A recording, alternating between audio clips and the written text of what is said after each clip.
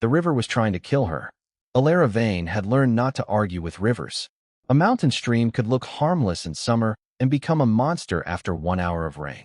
Tonight, the Ravenmere was black, swollen, and fast enough to carry trees beneath the ruined bridge. She was already turning back when she heard the cry. It was not quite a howl. It was pain. Elara dropped her medicine satchel, looped her rope around a stone pillar, and stepped into the freezing current. A pale shape vanished beneath the water. She saw it again 30 feet downstream. A massive white wolf. Something had caught its hind leg beneath a broken branch. Elara reached it just as an arrow struck the water beside her. She looked toward the trees. 3 riders stood beneath the ring. They were not village hunters. Their cloaks were dark, their faces hidden, and the second arrow was already drawn. Elara shouted, "It is trapped." The rider fired anyway. That was when she understood. Someone did not want the wolf rescued. She pulled the rope tight, reached beneath the animal, and cut the branch with the small knife she carried for herbs. The wolf could have bitten her. It did not. Its golden eyes stayed fixed on hers as if it understood exactly what she was trying to do. "Hold on," Elara whispered. The current dragged them both downstream before the rope caught. She hauled herself onto the bank, then pulled the wolf after her. The animal collapsed. Elara expected a wound. Instead, she felt movement beneath its ribs. Her eyes widened. "You are pregnant." The wolf convulsed again. Elara's training took over. She tore linen from her sleeve, warmed her hands, and worked while rain ran down her face. The wolf was exhausted, but she stayed conscious. Then the collar shifted beneath the mud. Silver. Blackthorn. The royal seal. Elara stared. No ordinary wolf carried the crest of the Alpha King's family. Before she could think about it, the wolf cried out. A tiny newborn emerged, wrapped in a torn piece of royal cloth. Elara lifted the child. The infant gave one weak cry. Then the forest went silent. Wolves appeared along the ridge. Dozens of them. They did not attack. They bowed. A black horse came through the trees. The rider dismounted. He was tall, broad-shouldered, dressed in a rain-dark royal coat, with a sword at his side and a face that looked carved from stone. But when he saw the white wolf, the stone broke. "Mother!" He crossed the distance in 3 strides. His eyes moved to the newborn in Elara's arms, then to the dying wolf, then to Elara. Every wolf around him lowered its head. Elara tightened her hold on the infant. The stranger stopped. "Step away from my mother." Elara looked at the queen, then at the newborn. "Then come closer," she answered. "Your mother is dying, and your son is freezing." The man stared at her. For 1 heartbeat, nobody moved. Then he obeyed her, and Elara realized the stranger was not merely a royal. He was Ronan Blackthorn, Alpha King of the Northern Wolves. The woman she had just rescued was his mother, and the newborn in her arms was the last heir of his bloodline. The storm did not ease after Ronan arrived. A second bridge stone collapsed behind them, cutting off the riders who had tried to kill the wolf. One of Ronan's guards wanted to pursue them. Elara stopped him. "Not yet." He looked at the king. Ronan looked at Elara. "Why?" "Because they wanted us to chase them." She pointed to the riverbank. The arrows had been placed at an angle that suggested the attackers expected a rescue attempt. Ronan crouched beside one. The fletching carried no family crest, but the shaft had been cut by a royal armorer. The discovery changed his grief into suspicion. Someone inside his own kingdom had supplied the hunters. Ronan knelt beside the white wolf. "Mother!" Queen Seraphine's eyes opened. She was barely conscious. Elara watched Ronan's hand tremble as he touched the fur beside her face. A royal physician rushed forward. "The prince must be moved immediately." Elara looked at the infant. "No." The physician turned. "What?" "He is cold and struggling to breathe. Your blanket is damp. You are a village healer, and you are looking at the crown while I am looking at the baby." Ronan's eyes lifted. For a moment, the physician expected the king to punish her. Instead, Ronan said, "Do what she says." That was the first time Elara saw the man beneath the title. He could have silenced her. He chose not to. She wrapped the newborn properly and pressed him against her chest. His breathing steadied. Ronan watched. Then Seraphine moved. Her eyes found Elara. "Your name?" "Elara." The queen's fingers tightened around the silver collar. "Elara Veyne." Elara froze. Very few people knew her family name. Seraphine whispered, "Your mother kept the promise." Ronan leaned closer. "What promise?" Seraphine looked toward the forest. He found us. Her eyes returned to Elara. You were never meant to find us. Then she died. Ronan closed his mother's eyes himself. No one spoke. Elara did not offer meaningless comfort. She simply stood beside him with Caelan in her arms. The king remained kneeling in the rain. When he finally rose, his face had become cold again. Take them to the palace. Elara looked at the newborn. I am coming because he needs care. Ronan nodded. You will have it. The journey to Blackthorn Palace took hours. Elara noticed something strange. Ronan's wolves could sense one another across the forest. They responded to his presence.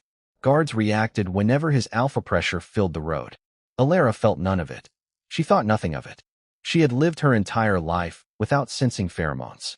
In her village, people called her scentless, broken, or simply odd. At the palace gates, hundreds of wolves bowed. Elara did not. She was too busy checking Caelan's breathing. Ronan noticed. Inside the nursery, Caelan began crying. Elara walked him beside the window. Ronan entered. Every servant lowered their head. Elara did not. She was exhausted. If you want him quiet, she said. Stop letting 6 people whisper over his head. Ronan dismissed everyone. Silence settled. Caelan finally slept. Ronan looked at Elara. You are not afraid of me. I am afraid of losing the baby. It was not an answer he expected. That night, Ronan stood alone on the western balcony. His wolf stirred. Mate. The recognition was immediate. Absolute. Ronan hated how easily instinct could turn a woman into a claim. He had watched powerful wolves use mate bonds as chains. So he made a decision. Elara would not be told until she was ready. Whatever his wolf demanded, he would not let instinct decide her life. Behind him, Elara appeared carrying Caelan. She noticed his expression. Are you all right? Ronan looked at her. No. She did not ask why. She simply stood beside him. For the first time in years, the king did not feel alone. At the first palace gate, Elara noticed that the guards were checking Ronan's scent before they checked his face. One young guard stepped forward, inhaled, and immediately relaxed. Elara understood how deeply their society depended on instinct. She wondered what it would feel like to enter a room and have people trust her simply because their bodies told them to. Ronan caught her expression. What? He asked. Nothing. That was not nothing. She looked toward the guards. I am beginning to understand why being scentless makes people uncomfortable. Ronan answered quietly. Then let them be uncomfortable. You do not owe them a different body. Before leaving Ravenmere, Ronan ordered the hunters' arrows collected. One carried the mark of a royal armory. He stared at it for a long time. Elara watched him. You found something. He nodded. Someone inside my kingdom armed them. She looked toward the dead queen. Then your enemy was already close. Ronan folded the arrow into his cloak. Closer than I wanted to believe. He looked at Elara. I am glad you were there. She answered, so am I. Neither knew yet how much that simple rescue would cost them. Blackthorn Palace was wealthy enough to hide its fear. The walls were polished black stone. The halls were filled with silver banners. Guards stood at every door. But Elara could feel tension beneath the beauty. People watched her. A village healer. A scentless. A nobody. She ignored them. Prince Caelan would not settle unless she held him. 3 days after arriving, Elara was still sleeping beside the nursery. Ronan found her there after midnight. You need a room. I need him to breathe. He is breathing. He was not 2 hours ago. Ronan looked at the sleeping infant. Then at Elara. You cannot keep doing this. She looked up. Neither can you. What do you mean? You have not slept either. He said nothing. She smiled faintly. You are not as frightening when you are tired. Ronan almost smiled. That was the beginning. Not love. Not yet. Something smaller. Trust. Ronan also began testing the strange absence around her. When his alpha presence filled a room, warriors straightened. Elara continued grinding herbs. He stood closer. Nothing. Closer. Still nothing. Elara finally looked up. Are you trying to intimidate me? No. Then why are you standing there? He stepped back. His wolf surged. Mate. Elara saw only a king looking confused. She did not know that his entire world had just changed. Later, she asked about Seraphine. Ronan told her his mother had traveled through northern villages under a false name. She was searching for something, he said. I never knew what. Elara touched the necklace beneath her dress. The symbol on it matched the mark on Seraphine's collar. My mother told me never to show this to anyone. Ronan did not reach for it. Then do not show it to me until you are ready. Elara stared at him. Everyone in the palace wanted information. The king had just given her permission to keep a secret. That mattered. A week later, a storm returned. Elara found Ronan awake in the library. He was staring through the windows. "You dislike storms," she said. "I remember the night my father died." She sat across from him. "Do you want company?" He nodded. They read in silence. Hours later, Ronan spoke. "My wolf recognized you." Elara looked up. "I thought you were going to tell me something important." He smiled. "I am." He explained the mate bond. Elara's face became guarded. "Does that mean I belong to you?" "No." The answer came instantly. "It means my instinct thinks it knows you. It does not give me ownership." She studied him. "Why tell me now?" "Because you deserve the truth." She did not touch him, but she stayed. That was enough. The next morning, Elara found a wooden wolf outside her door. It was badly carved. One ear was too large. She laughed. Ronan appeared at the end of the corridor. "It is for Caelan." "Of course. It is not for you." "I did not say it was." Their fingers touched when she picked it up. Neither pulled away immediately. The moment was small, but it was chosen. Caelan's first smile came while Ronan was holding him. The king looked stunned. Elara laughed softly. "He likes you. He has excellent judgment. He drooled on you." Ronan looked down at his royal coat. "He has questionable judgment." Elara laughed again. Ronan watched her instead of the baby for a moment. He had spent years surrounded by people who smiled because they wanted something. Her laughter carried no calculation. That frightened him more than the mate bond. It made him want a life he had never planned for. He said nothing because he was not ready to ask her to imagine it with him. Caelan developed a fever just before dawn. Elara woke to a change in his breathing. She checked his temperature, then his blanket, then his feeding spoon. A metallic film clung to the silver edge. Elara scraped a trace onto a dish and warmed it over a lamp. A bitter green smoke rose. Moonroot. The royal physician went pale. Ronan entered moments later. "Who did this?" Elara raised a hand. "Do not frighten the servants." His eyes hardened. "Someone poisoned my nephew." "Yes. And if you make everyone panic, the person who did it will disappear." Ronan took a breath. The anger settled. He listened. They traced the spoon through the kitchen. A steward had replaced it. But the steward had been ordered by someone whose voice he could not identify. Elara noticed something else. The poison had not been added in the nursery. It had been added before the spoon ever entered the room. The person behind it understood palace routines. Someone had been watching. That evening, Lord Vale appeared. He had served the Blackthorn family for 20 years. He brought Elara an old medical manuscript. "The silent line," he said. Elara opened it. The manuscript described healers who could not sense wolf pheromones. They were immune to certain forms of alpha influence. They could identify poisons through physical changes rather than scent. Elara's fingers tightened. "Why are you showing me this?" "Because knowledge should belong to those who can use it." His answer was polished. Too polished. She noticed a missing page. What happened to the rest? Varric smiled. "History is full of missing pages." He left. Elara compared the manuscript to her mother's necklace. The symbols matched, but her mother had added a tiny mark beneath the crescent. It was not decoration. It was a location. That night, Varric brought her tea. "How did you know I was awake?" A healer who saves a prince usually has trouble sleeping. Elara looked at the cup. She did not drink it. Varric walked away. Ronan noticed her unease. "Do you want me to investigate him?" "Not yet." Ronan nodded. He did not demand an explanation. Elara began mapping everyone who entered the nursery. A pattern emerged. Varric's people were never caught doing anything wrong. They were simply the people who heard about every problem first. That distinction turned suspicion into something sharper. And somewhere in the palace, Varric knew she had noticed. The next morning, Elara found the kitchen steward waiting outside the nursery.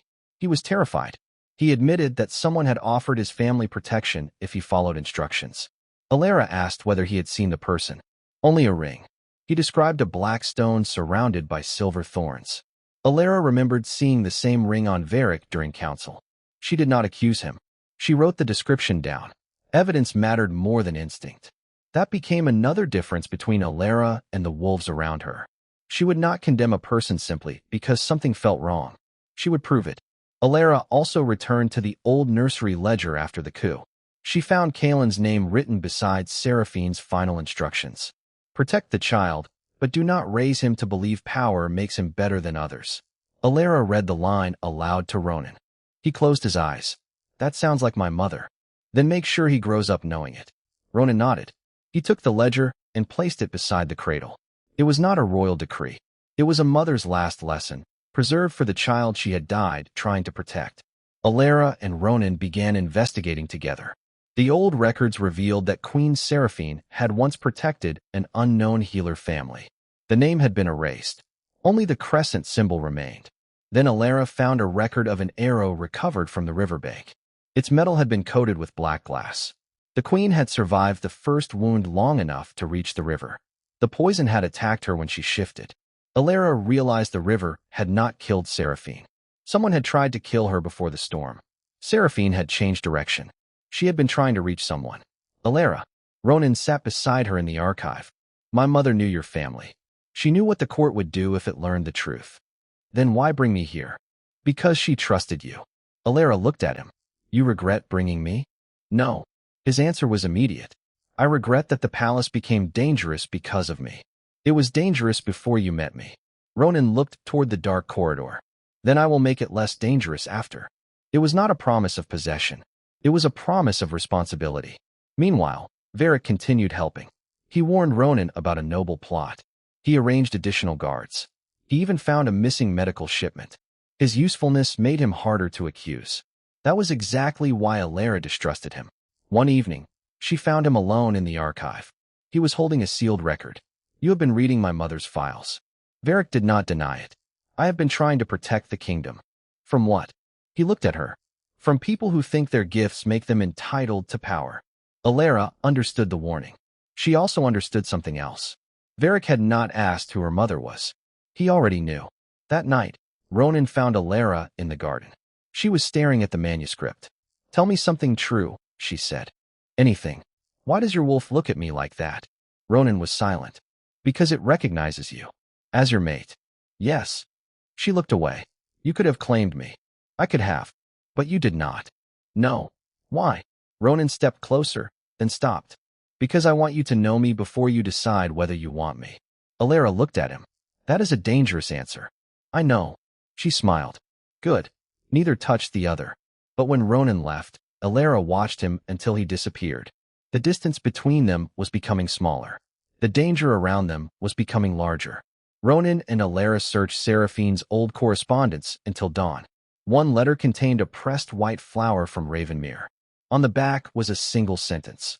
When the healer returns, do not let her believe she was abandoned. Elara read it twice. She knew I might come. Ronan nodded. She knew you existed. Elara's voice tightened. Why did no one come for me? Ronan did not invent an answer. I do not know. That honesty hurt more than a lie would have. He did not promise to repair a childhood he had never witnessed. He simply said, we will find out what happened. A second clue came from Seraphine's travel ledger. The queen had purchased moon orchid seedlings under a false merchant name years before black glass appeared in any public medical record. Elara traced the handwriting and recognized the same careful slant as the note on her mother's necklace. Her mother and Seraphine had planned together. The thought changed Elara's understanding of her childhood. She had not simply been hidden. She had been protected. Somewhere beyond the palace, two women had spent years making sure she would have a chance to live without becoming a weapon. Ronan moved Elara's quarters closer to the nursery. She confronted him before the guards finished moving her things. I am not a prisoner. No. You changed my life without asking. Ronan dismissed the guards. You are right. The apology surprised her. He asked where she wanted the room. She chose one facing the gardens. The next morning, the window had been repaired because he remembered she liked fresh air. Elara noticed. So did he. Their relationship changed through ordinary things. Ronan learned she hated ceremonial food but loved bread with honey. Elara learned he could identify every wolf by its howl but could not cook an egg. One morning, she found him in the kitchen attempting breakfast for Caelan. The egg was burned black. This is a crime. I am the king. Then command the egg to become edible. He laughed. The sound surprised them both. Later, during another storm, Elara found him awake in the library. He told her about his father. She did not tell him to be strong. She simply stayed. That mattered more. The next week, Ronan stopped beside her while she worked. He wanted to touch her. He did not. Elara noticed. Why did you stop? Because I promised myself I would never take something from you simply because my wolf wants it. She looked at him. What does your wolf want? You. Her heart moved. He continued. But wanting you is not the same as having the right to you. That night, Elara placed the badly carved wooden wolf on her bedside table. She had kept it. She did not know why. Meanwhile, Lady Isolde had begun watching. Isolde had spent years preparing to become queen. She understood court politics, languages, treaties, and noble families. Elara understood wounds. Isolde hated that the king looked at Elara differently. Her first warning was sharp. Do not mistake his kindness for safety. Elara answered. Do not mistake your jealousy for wisdom. They separated angry. But that same night, Isolde saw Varric enter a private chamber with two nobles who had publicly supported her family. She followed. She heard only one sentence. The prince must die before the next moon. Isolde froze. She had believed Elara was her rival. Now she understood that both women were standing in the path of something much worse. Before dawn, Isolde went to Elara. Someone is going to kill Caelan. Elara did not ask whether Isolde was jealous. She simply opened the door. Then come inside. Their alliance began not with friendship. It began with the decision not to be manipulated. Isolde's first act as an ally was not dramatic.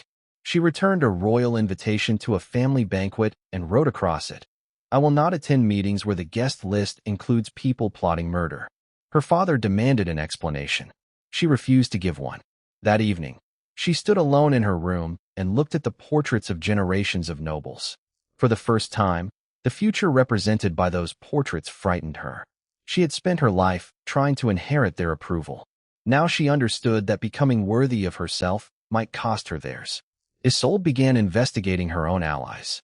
She discovered altered guard schedules, a missing royal seal, medicine shipments diverted through private warehouses, and noble debts purchased by an anonymous patron. The names belonged to families that had recently opposed Ronan. This is not a coup yet, Isolde said. What is it? Preparation. Then she found her family's name. Her father had accepted money from the same anonymous account. Isolde's hands shook. If this is true, my family is involved. Elara answered. Then we find out before someone else decides for you. That was the moment Isolde stopped seeing Elara as a rival. But Ronan was reluctant to trust her. My family has political ties to half the council, Isolde said. That is why I cannot ignore you. Elara stepped between them.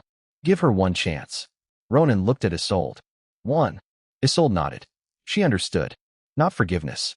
A test. She accepted it. Together they built a small counter-network. Then Isolde made a discovery that changed everything. Her uncle had signed a document authorizing the transfer of royal guards on the night Seraphine died. The signature was real, but the order had been written after he claimed to have left the capital. Someone had forged the date. Someone wanted the court to believe the conspiracy was older than it really was. Elara studied the ink. This was prepared before the queen died. Isolde looked at her. Then her death was not the beginning. No, it was part of the plan. Meanwhile, Varric continued to appear helpful. He brought evidence. He exposed 2 corrupt guards. He even prevented an assassination attempt against Elara in the lower corridor. A masked attacker rushed her. Varric stepped between them. The attacker fled. Varric took a shallow cut across his arm. Elara stared. You saved me. Varric smiled. I could not allow the palace to lose its best healer. The words were strange, but he seemed sincere. Elara treated his wound. As she wrapped the bandage, she noticed his pulse was perfectly calm. Too calm for a man who had just been attacked. Varric saw her noticing. You study everything. I have to. That makes you dangerous. So I have been told. He smiled. Good. After he left, Elara stared at the blood on her cloth. She realized something uncomfortable. Perhaps she had been wrong about him. And if she had been wrong, she had just allowed the wrong man to get close. The council meeting became tense when Varric defended Elara publicly. A noble accused the healer of manipulating Ronan.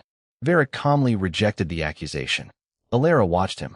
It was exactly what she would have expected from an ally. Yet when the meeting ended, Varric whispered, You should thank me. Elara answered, For what? He smiled. For teaching them to fear the wrong person. She could not tell whether he meant the noble or her. The uncertainty stayed with her long after he left. Before the coronation, Isolde brought Elara a small box. Inside was the black stone ring Varric had worn. Where did you get this? Elara asked. My uncle gave it to me when I was 17. He said it represented our family duty. Isolde closed the box. I do not want it anymore. Elara understood the gesture. Isolde was not simply rejecting her family. She was rejecting the idea that loyalty required surrendering her judgment. Elara placed the box in the archive. It would become evidence, not inheritance. The truth about Seraphine was hidden beneath the oldest section of the palace archive. Elara found a sealed letter. If the silent child returns, do not let the court bind her. Trust her before you understand her. And never let Varric know. Ronan read the letter twice. My mother suspected him. Yes. Why did she not expose him? Because she was trying to protect the silent line. Elara opened another record. Black glass. The poison altered blood patterns before it altered scent. Ordinary wolves relied on scent to identify danger. Silent healers did not. That was why Elara could recognize the poison when others could not. Ronan looked at her. Your difference may be the reason you survive. Or the reason they are hunting me. He reached for her hand. Then stopped. Elara closed the distance herself. Their hands met. Nothing magical happened. No thunder. No command. Just two people making a decision. Ronan finally told her everything about the mate bond. My wolf recognized you the night we met. Elara was angry. You had the right to tell me. I was afraid the truth would change how you saw me. It did. His face fell. Then she added, it made me understand why you kept stepping back. He breathed out. The silence changed.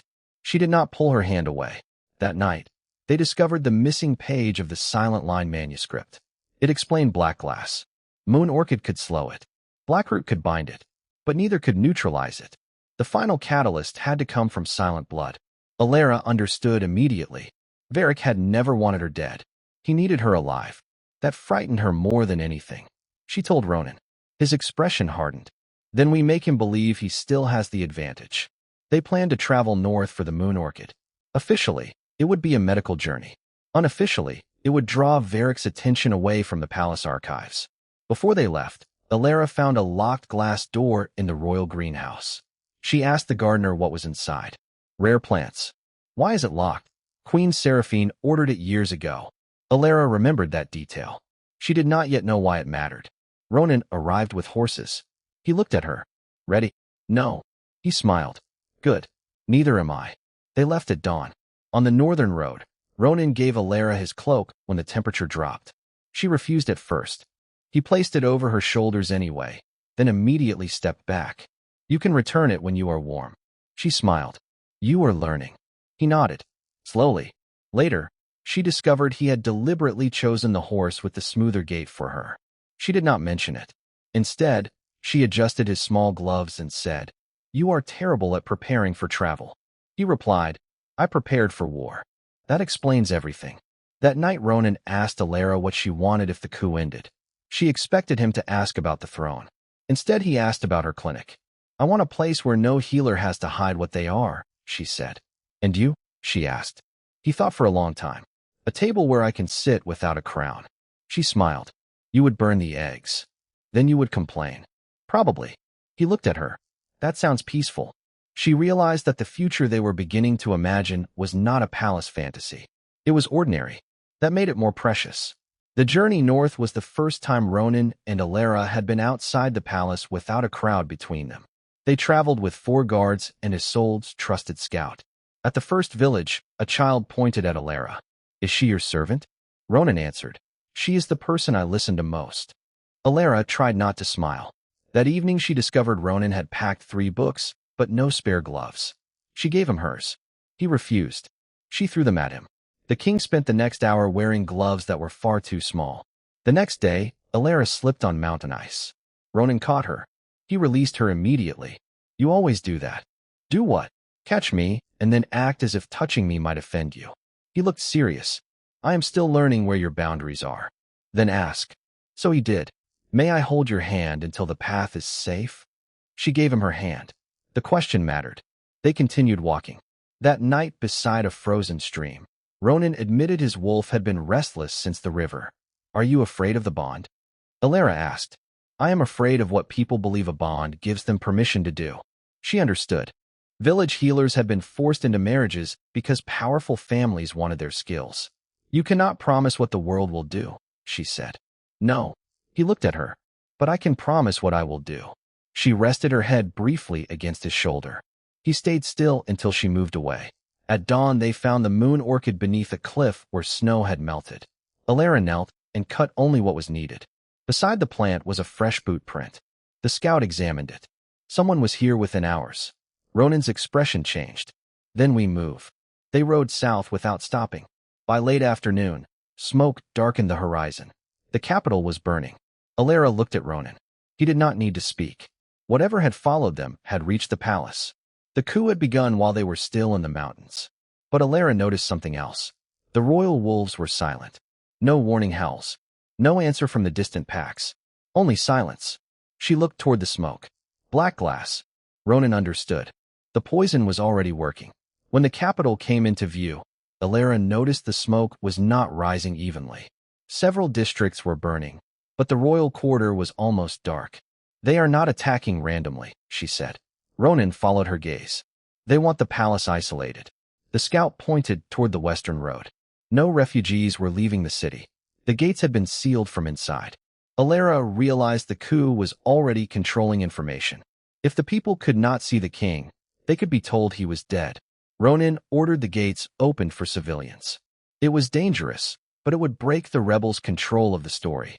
The first messenger reached them at dusk. He was alive, but barely. Black veins marked his wrist. He tried to speak. Lower gate.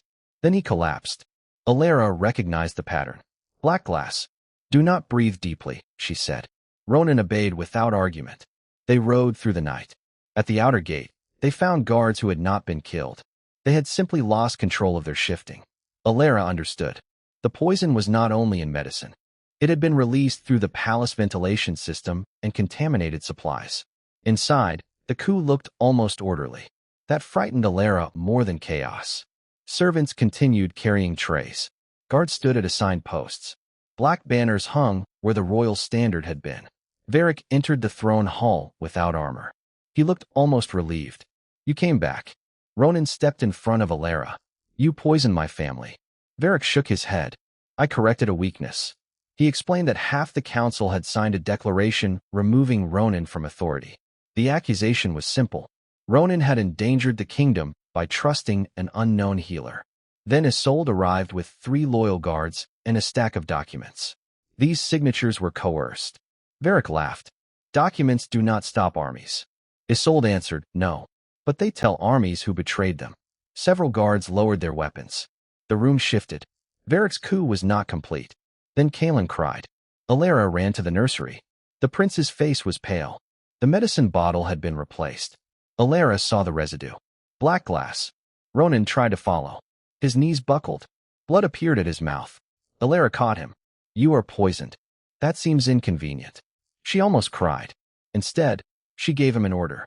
Stay alive. Varric appeared in the doorway. You always were useful. Elara looked at him. You saved me in the corridor. Yes. Why? Because I needed you alive. He smiled. That was the moment she understood. The attack on the archive was not random. Varric wanted the silent manuscript. He wanted Elara to create the antidote. Then he wanted the antidote for himself. He had planned for her to discover the poison. He had planned for her to panic. He had even allowed her to find the mountain route. But he had made one mistake. He had underestimated how much Elara had learned by watching people. She looked at the old ventilation grate. The poison was moving through the lower archive. She turned to Isolde. Get Caelan to the old chapel. And you? I'm going to find the book Varric thinks he owns. Ronan reached for her. Elara.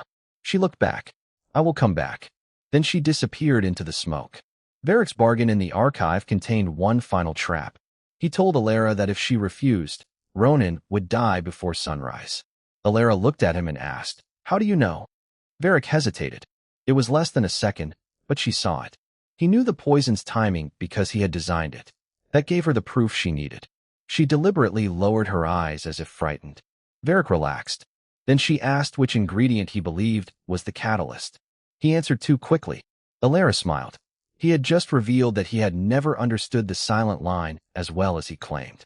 The rebels tried one last deception before the throne room battle. A messenger arrived claiming Caelan had been taken. Elara nearly ran toward the eastern corridor, but she stopped. The message used the prince's formal title incorrectly. Only an outsider would make that mistake. She turned to Ronan. They want us separated. He nodded. Instead of splitting their forces, they moved together. The messenger confessed the lie before they reached the corridor. Varric's final advantage disappeared because he had underestimated how closely Elara now understood the palace. The archive was burning from the inside. Varric had destroyed shelves, but left one corridor untouched. Elara understood why. He did not want to destroy the knowledge. He wanted to control it. She entered through a service passage. The missing silent line manuscript lay on a stone table. Varric was waiting. He looked tired for the first time. You found it. You wanted me to. Yes. He admitted the truth. Her mother had escaped the palace after refusing to create weapons from silent blood. Seraphine had protected her. Varric had spent years searching for the child. You are not a queen, he said. You are a resource. Elara stared at him. That is the difference between us. You only know how to value people by what they produce.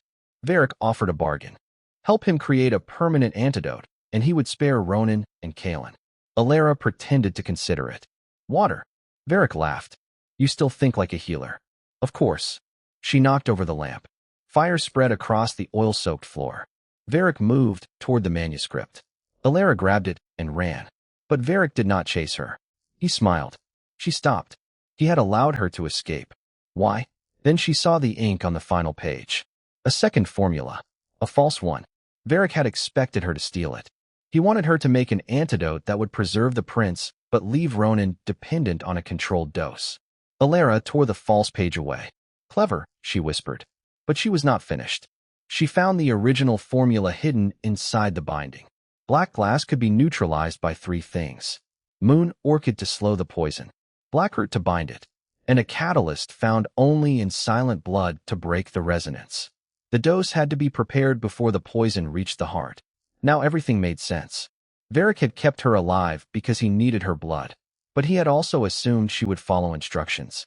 Elara had never been that kind of healer. She found Ronan near the throne room. His sword lay on the floor. The king who had once seemed impossible to move was struggling to stand. You came back. I told you I would. He tried to rise. She pushed him down. Stay. He gave a weak laugh. I hate that word. Then survive long enough to argue with me. His eyes closed. When they opened, he reached for her hand. If we live through this, you can ask me later. He smiled. Promise. Promise. She showed him the real formula.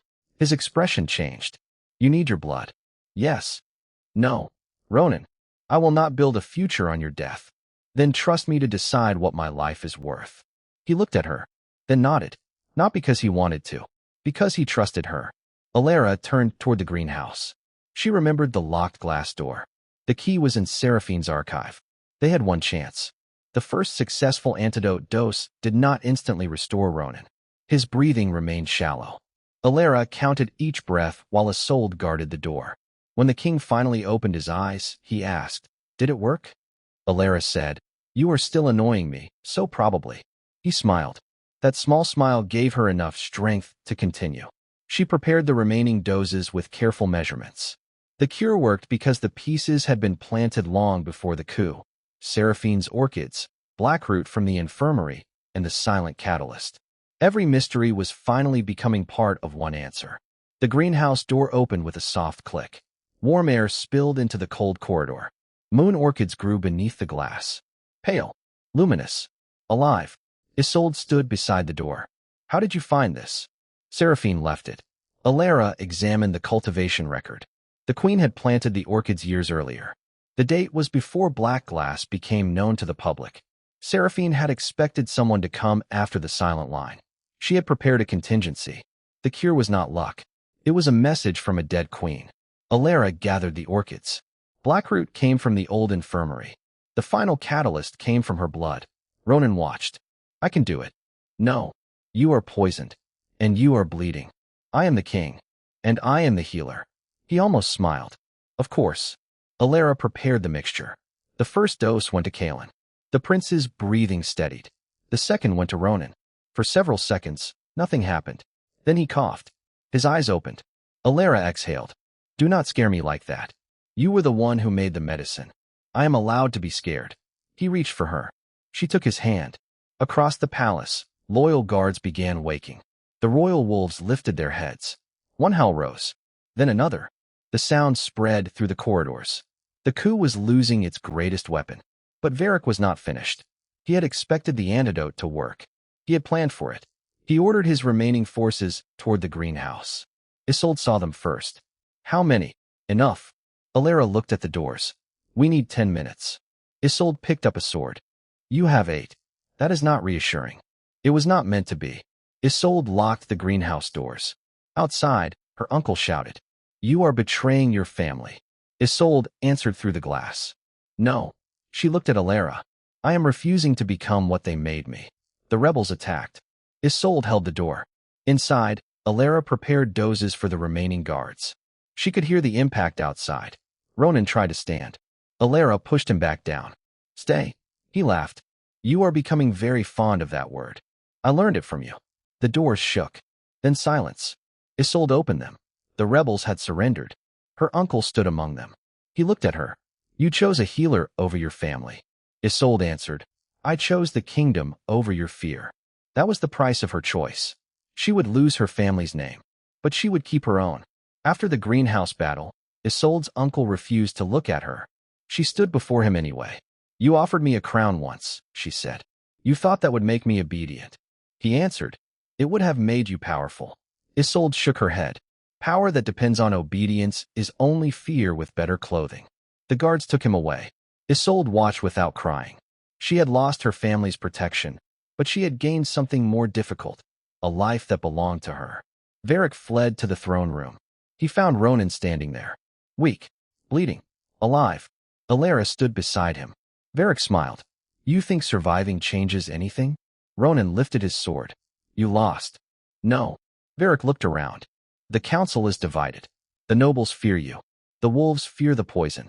Your kingdom needs someone who understands how power actually works. Elara stepped forward.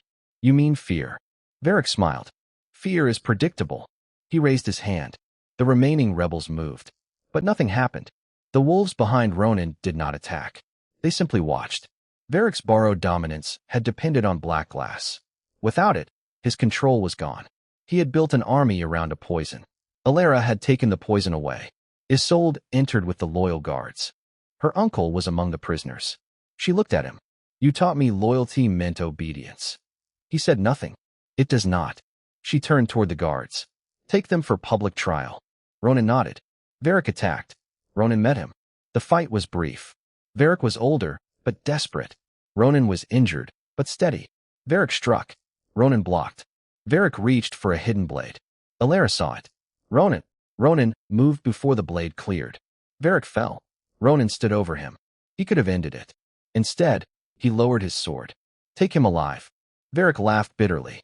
You think mercy makes you different? Ronan answered, no. He looked toward Elara. Choice does. Varric was taken away. The throne room became quiet. Broken banners lay across the floor. Caelan slept safely. The wolves had returned. The kingdom had survived. But the crown was no longer enough. Ronan turned to Elara. You saved my family. You saved mine too. He frowned. I did not know your family existed. You protected the last part of it without knowing. He smiled. Then he stepped away. He did not ask her to stay. He did not call her mate. He simply said, You should know that whatever happens next, you are free to leave. Elara looked at him. After everything? Especially after everything. That answer mattered more than any declaration.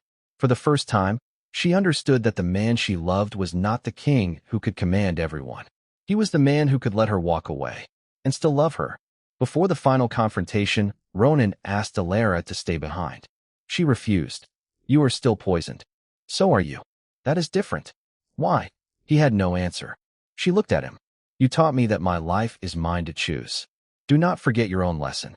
Ronan finally nodded. They entered the throne room together. For once, the king did not place himself between Elara and danger. He stood beside her. Peace proved harder than battle. Ronan rebuilt the council. He restored the silent line. He invited healers, village leaders, and smaller pacts into political meetings. Elara challenged old laws. Why were scentless people registered as property in certain territories? Why could noble families arrange marriages without the woman's consent? Why were healers forbidden from carrying protective weapons? Ronan sometimes disagreed. That mattered. One afternoon, they argued for an hour about healer guilds. Elara left furious. Ronan did not order her back. The next morning, he sent her a revised draft. He had accepted 3 of her changes and challenged 2. She smiled. You are learning. So are you. It was an ordinary moment.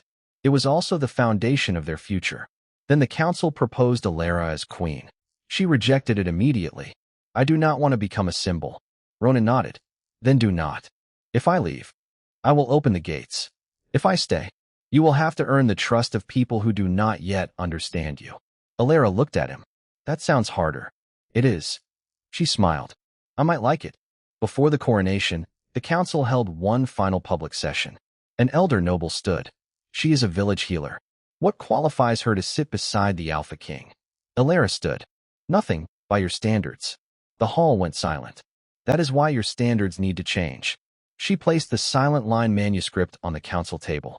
I did not ask for your crown. I saved your prince. I protected your healers. I stood in your palace when your laws failed you. If you want a queen who will simply agree with you, choose someone else. Ronan said nothing. He let her speak for herself. Elara continued. If I accept this crown, it will not be because my mate's wolf chose me. It will be because I choose the people I am willing to serve. One by one, the healers stood, then the village leaders, then Isolde. Finally, the royal guards. The council had no argument left. That evening, Elara returned to the balcony where they had first shared tea. Ronan stood beside her. You are still free to leave. I know. Do you want to? Elara looked toward the city. No. Why? She turned to him. Because I have work here. He waited. And because Caelan needs people who will tell him the truth. He smiled. And she stepped closer. And because I love you. Ronan did not move until she reached for him. Their kiss was quiet, deliberate, chosen. When they separated, he asked, was that your choice? Elara smiled. Completely. The next morning, the coronation began. On the night before the coronation, Elara walked through the empty hall alone. She touched the repaired stone where Varric's banners had hung. She remembered arriving with wet clothes, a frightened newborn, and no idea why a queen knew her name. Now the same hall was waiting for her decision. Ronan found her there. You can still say no. She looked at the throne. I know. Are you afraid? Yes. He smiled. Good. She looked at him. Why is that good? Because brave people who are never afraid become dangerous. She laughed softly. Then she took his hand. The first public council after the coup lasted 4 hours. Elara expected hostility. Instead, villagers who had suffered under Varric's network arrived with evidence. A healer described being denied medicine because she was scentless. A widow described a forced marriage contract. A guard admitted that soldiers had been trained to obey scent before law. Elara listened to every witness. Ronan did too. By sunset, the first reforms had been drafted. Elara looked at the pages and realized the crown was not an ending. It was an obligation to keep listening. The coronation hall was full. Healers stood beside warriors. Village leaders stood beside nobles. Isolde stood near the front. Prince Caelan sat safely beside the royal physician. Ronan entered carrying the crown. He did not place it on Elara's head. He stopped in front of her and held it out. The kingdom calls you queen. Elara looked at the crown, then at the people. And what do you call me? Ronan smiled. The woman who saved me before she ever knew I was a king. Elara took the crown. She placed it on her own head. Outside, the wolves began to howl. Not because an alpha commanded them, because they recognized the woman who had saved their bloodline. Elara looked at Ronan. You are still burning eggs? He smiled. Unfortunately. Then some things will never change. He laughed. The ceremony ended. The crown remained. The kingdom remained. But the most important thing was not the crown. It was what had happened before it. A village healer had entered Blackthorn with no title and no intention of ruling. She had rescued a dying queen. She had saved a newborn prince. She had uncovered a poison. She had survived a coup. She had used the very trait people called a weakness to save the wolves who had rejected her. And she had stood before a council and refused to let them define her worth. Ronan had changed too. He had entered the story as an alpha king who believed control was responsibility. He left it understanding that responsibility sometimes meant opening the door and allowing the person you loved to walk through it. Their bond had brought them together. Their choices had made them partners. Their trust had made them family. Their love had made the crown mean something. Months later, the Silent Line Healing House opened in the capital. Isolde became the kingdom's chief envoy. Caelan grew strong enough to chase wolves through the gardens. Ronan still burned eggs. Elara still mocked him. And the Ravenmere flowed calmly beneath the old bridge where everything had begun. One evening, Elara and Ronan stood there together. "You regret the river?" he asked. "Every time I remember how cold it was." He laughed. Then he looked at her. "And me?" Elara smiled. "You are the one thing I did not rescue." Ronan raised an eyebrow. "No, no." She took his hand. "You learned to save yourself." He squeezed her fingers. They watched the river move beneath them. There was no command, no claim, no chain. Only two people walking in the same direction because they had chosen the road. And that was how Queen Elara Veyne began her reign. Not as the woman fate had selected, but as the woman who chose what to do with the life fate had placed in her hands. After the coronation, Elara did not immediately sit on the throne. She walked down the steps and spoke with the healers first. Then she visited the nursery. Caelan reached for the wooden wolf she had kept beside her bed. She gave it to him. Ronan watched from the doorway. "You kept that?" he asked. "Unfortunately." Caelan grabbed the oversized ear and laughed. Ronan shook his head. "He has destroyed my best work." Elara smiled. "It was never your best work." Their laughter filled the room, and for the first time the palace sounded like a home rather than a fortress. At the river, Ronan removed his crown before speaking to Elara. "I used to think the crown was the thing I had to protect." She looked at the water. "And now?" He answered, "Now I think it is the people underneath it." Elara smiled. "That is a better answer." He held out his hand. She took it. The river moved beneath them, carrying away the last pieces of the storm that had begun their story. Neither needed to promise forever. They had already learned something more difficult. They could choose tomorrow when tomorrow arrived.